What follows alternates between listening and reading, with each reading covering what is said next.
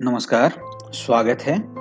आज के इस वीडियो में हम बात करेंगे हरितालिका तीज व्रत की, जो कि भाद्रपद शुक्ल तृतीया को मनाया जाता है। तो आइए प्रारंभ करते हैं। सर्वप्रथम हम व्रत के महत्व को जानेंगे। व्रत के महत्व में ऐसी मान्यता है कि इस व्रत को विवाह से पूर्व करने से मनोवांछित पति की प्राप्ति होती है। अगर कोई स्त्री विवाह उपरांत इस व्रत को करे तो वह अखंड सौभाग्यवती होती है। साथ ही साथ ऐसी मान्यता है कि यह व्रत सभी प्रकार के सुख एवं ऐश्वर्य को बढ़ा देती है, प्राप्त करा देती है। आगे बात करते हैं हरितालिका व्रत कथा की। पूरे व्रत कथा की यदि बात की जाए तो वह कथा कुछ इस प्रकार है। सर्वप्रथम सूत जी शिव व पार्वती जी को नमस्कार करते हैं, उनकी अर्चना करते हैं। फिर पार्वती जी शिव जी से गुप्त व्रत या पूजन के विषय में प्रश्न करती हैं। शिव जी प्रेम के वशीभूत होकर हरितालिका व्रत कथा के विषय में बताते हैं। फिर हिमवान के रूप व रमणीयता की चर्चा की गई है। बाल्यकाल में पार्वती जी की तपस्या किस प्रकार हुई उसकी चर्चा है। नारद जी भगवान विष्णु को पार्वती जी के वर के रूप में हिमवान को प्रस्तावित करते हैं। इसके पश्चात हिमवान का प्रस्ताव स्वीकार करना होता है, जिससे पार्वती जी का सखी से विलाप करना होता है और उसके पश्चात सखियों सहित पार्वती जी का वनगमन होता है। हिमवान मूर्छित होते हैं और फिर वन उन्हें ढूंढते हैं। शिव जी का तपस्या से प्रसन्न होना और शिव पार्वती जी का विवाह। पूरी कथा में यह चर्चा की गई। अंत में व्रत की विधि की चर्चा है और क्या पुण्य और क्या फल प्राप्त होते हैं इसकी बात की गई। प्रारंभ करते हैं सूत जी का शिव व पार्वती जी को नमस्कार करना। सूत जी कहते हैं, मंदार की माला से जिन पार्वती जी का केश पास अलंकृत है और मुंडों की माला से जिन शिव जी की जटा अलंकृत है, जो पार्वती जी दिव्य वस्त्र धारण की हैं और जो शिव जी दिगंबर हैं, ऐसी श्री पार्वती जी तथा शिव जी को प्रणाम करता हूँ। पार्वती जी का शिव जी से गुप्त व्रत या पूजन के विषय में प्रश्न करना। रमणीक कैलाश पर्वत के शिखर पर बैठी हुई पार्वती जी कहती हैं, हे महेश्वर, हमें कोई ऐसा गुप्त व्रत या पूजन बताइए जो सब धर्मों में सरल हो, जिसमें परिश्रम भी कम करना पड़े लेकिन फल अधिक मिले। यदि हे नाथ आप मुझ पर प्रसन्न हो तो यह विधि, यह व्रत मुझे बताइए। शिव जी प्रेम के वशीभूत होकर यह एक व्रत की जो कथा है वह बताते हैं। शिव जी कहते हैं, जैसे नक्षत्रों से चंद्रमा, ग्रहों में सूर्य, वर्णों में ब्राह्मण, देवताओं में विष्णु भगवान, नदियों में गंगा, पुराणों में महाभारत, वेदों में सामवेद और इंद्रियों में मन श्रेष्ठ है।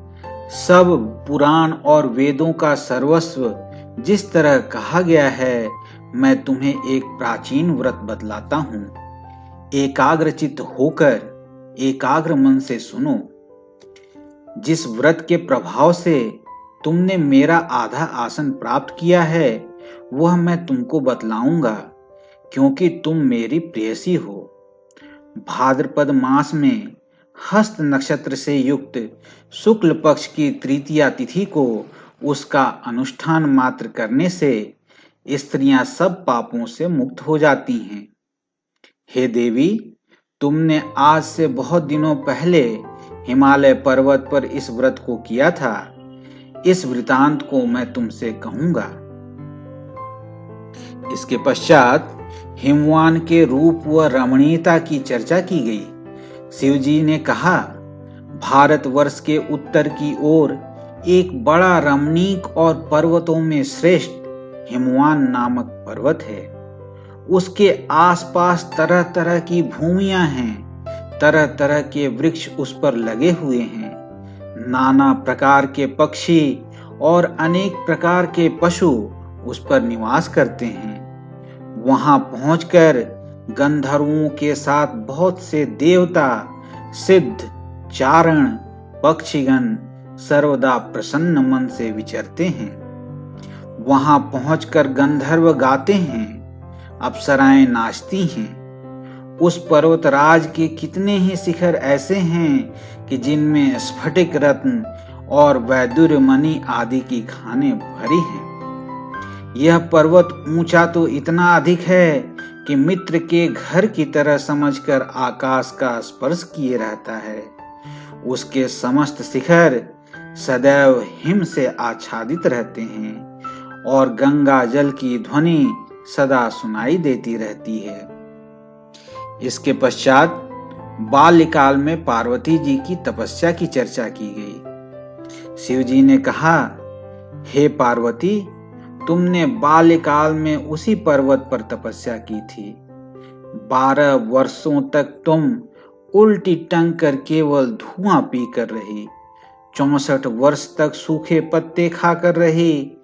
माघ मास में तुम जल में बैठी रहती थी और वैशाख की दोपहरिया में पंचाग्नि में तपती थी। श्रावण के महीने में जल बरसता तो तुम भूखी प्यासी रहकर मैदान में बैठी रहती थी। तुम्हारे पिता इस तरह के कष्ट सहन को देखकर बड़े दुखी होते थे। वे चिंता में पड़ गए कि मैं अपनी कन्या किसको दूं। उसी समय नारद जी वहां आ पहुंचे।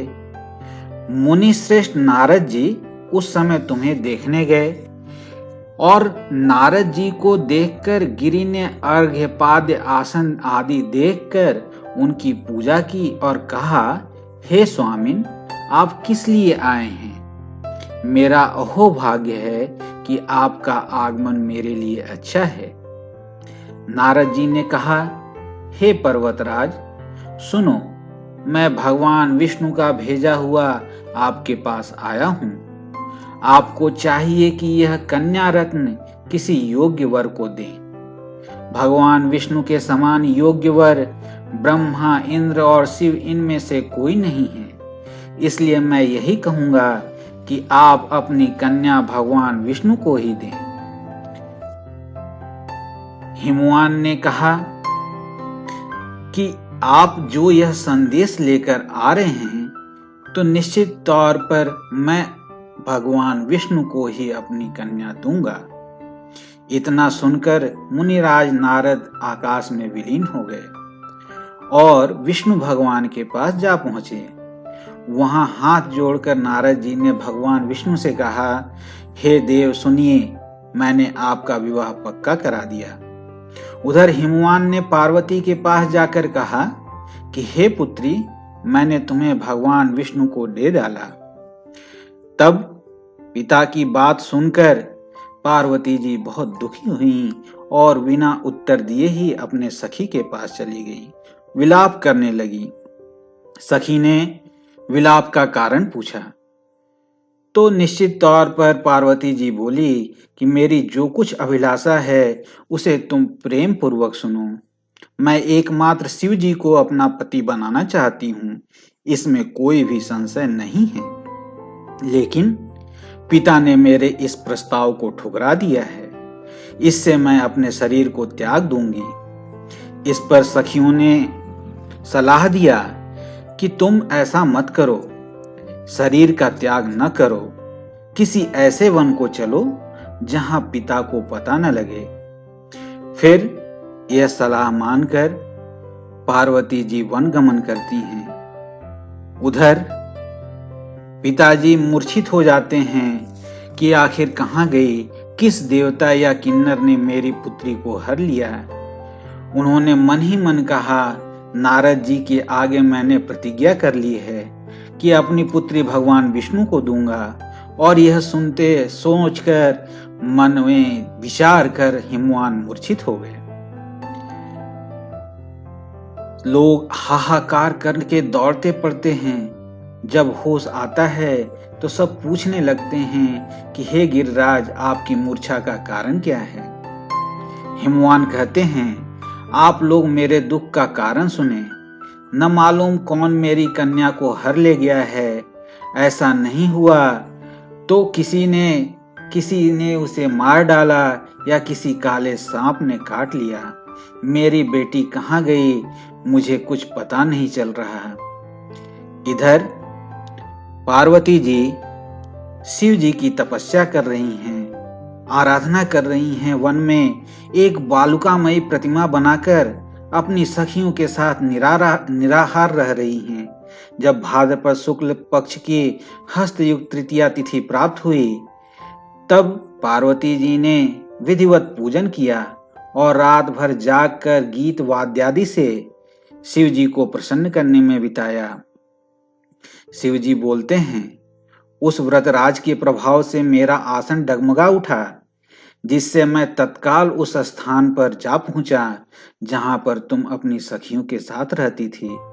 वहां पहुंचकर मैंने तुमसे कहा कि मैं तुम पर प्रसन्न हूं, बोलो क्या चाहती हो।